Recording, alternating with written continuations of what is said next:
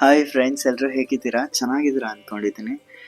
ನಾನಿವತ್ತು ಫ್ರೆಂಡ್ಸ್ ಜೊತೆ ಧರ್ಮಸ್ಥಳಕ್ಕೆ ಬಂದಿದ್ದೀನಿ. ಧರ್ಮಸ್ಥಳಕ್ಕೆ ನೀವೆಲ್ಲ ಹೋಗೇ ಇರ್ತೀರ. ಇವತ್ತು ನನ್ನ ವಿಡಿಯೋದಲ್ಲಿ ನೋಡಿ. ಧರ್ಮಸ್ಥಳಕ್ಕೆ ಸುಸ್ವಾಗತ.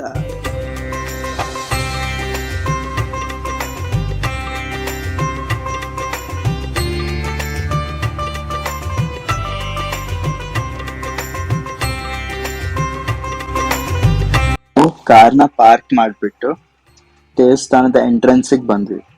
ತುಂಬಾ ಜನ ಅವಾಗಲೇ ದೇವ್ರ ದರ್ಶನ ಮಾಡಿ ಹೊರಗಡೆ ಬರ್ತಾ ಇದ್ರು. ನಮ್ಮ ಶೂ ಚಪ್ಪಲಿಗಳನ್ನೆಲ್ಲ ಅಲ್ಲಿ ಸ್ಟ್ಯಾಂಡಲ್ಲಿ ಇಟ್ಬಿಟ್ಟು ಆಮೇಲೆ ನಾವು ಕ್ಯೂ ಅಲ್ಲಿ ನಿಂತ್ಕೊಳ್ಳೋಕೆ ಹೊರಟ್ವಿ.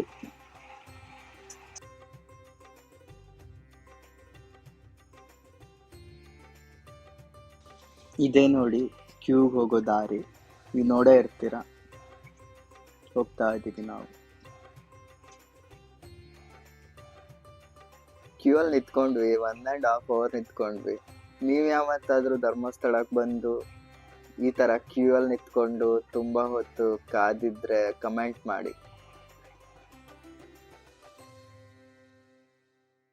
ಶ್ರೀ ಮಂಜುನಾಥನ ದರ್ಶನ ಮಾಡ್ಕೊಂಡು ಹೊರಗಡೆ ಬಂದ್ವಿ. ಹಂಗೆ ಎಲ್ರು ಸೌಜನ್ಯಗೂ ನ್ಯಾಯ ಸಿಗ್ಲಿ ಅಂತ ಬೇಡ್ಕೊಳ್ಳಿ.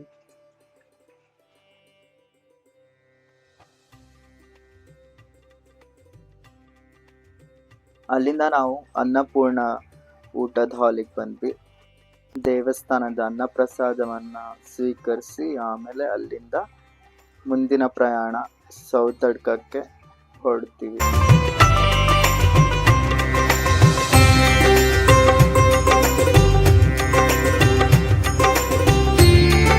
ನೋಡಿ, ಇವರೇ ನನ್ನ ಚೈಲ್ಡ್ಹುಡ್ ಫ್ರೆಂಡ್ಸು.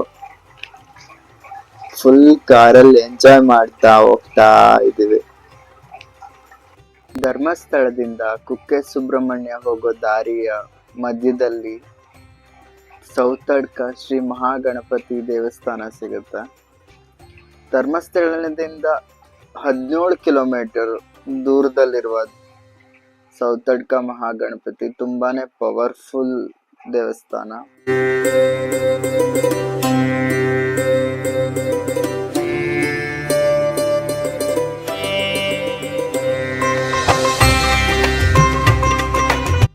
ಸೌತಡ್ಕ ಶ್ರೀ ಮಹಾಗಣಪತಿಯ ವಿಶೇಷ ಏನಂದ್ರೆ, ಪ್ರಕೃತಿಯ ಮಡಿಲಿನಲ್ಲಿ ವಿರಾಜಮಾನವಾಗಿರುವ ಗಣೇಶನ ವಿಗ್ರಹ ನೋಡುವುದೇ ಚಂದ.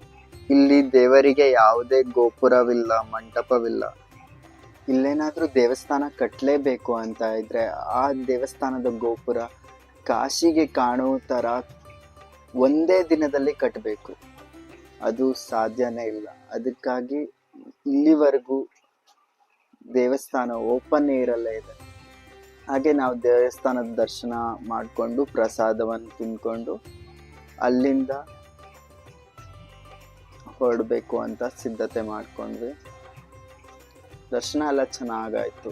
ಪ್ರಸಾದ ಎಲ್ಲ ಕೊಡ್ತಿದ್ದಾರೆ ನೋಡಿ.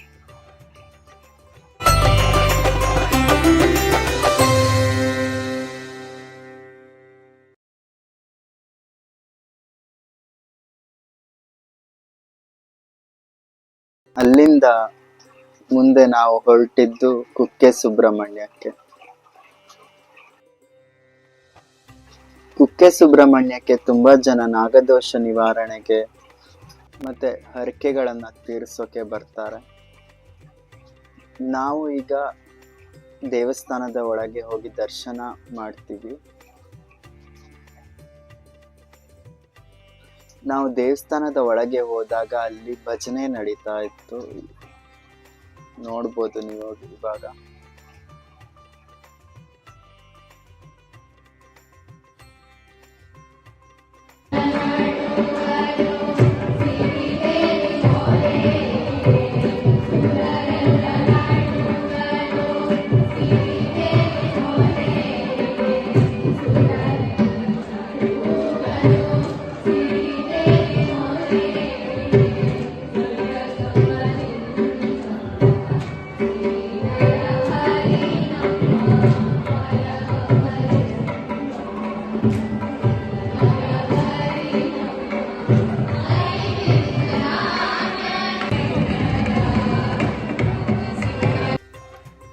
ಕುಕ್ಕೆ ಸುಬ್ರಹ್ಮಣ್ಯದಿಂದ ನಾವು ಹೊರಟ್ವಿ.